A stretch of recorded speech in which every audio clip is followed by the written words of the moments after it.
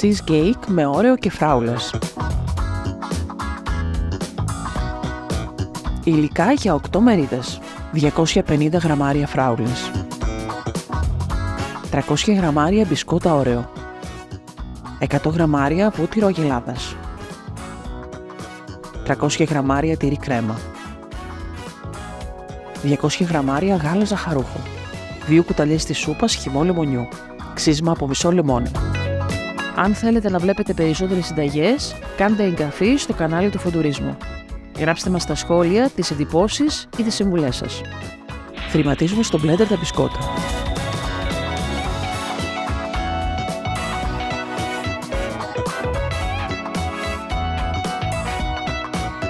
Αδειάζουμε σε ένα μπολ. Λιώνουμε το βούτυρο και το ρίχνουμε στα θρηματισμένα μπισκότα. Ανακατεύουμε καλά μέχρι να βραχεί το μείγμα των μπισκότων από το βούτυρο.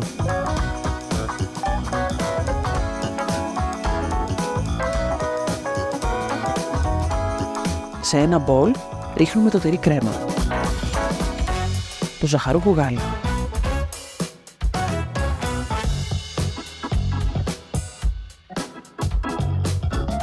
το χυμό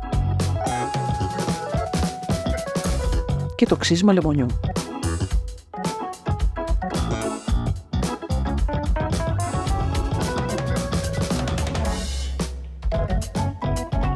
Ανακατεύουμε καλά μέχρι να έχουμε ένα ομοιογενές μείγμα.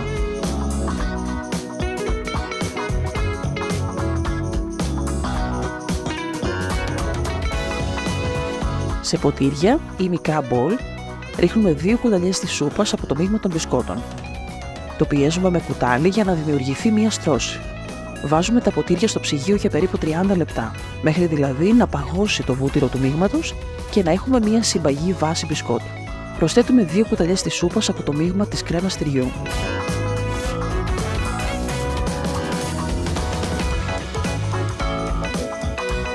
Ρίχνουμε από πάνω φρέσκες φράουλες σε κομμάτια.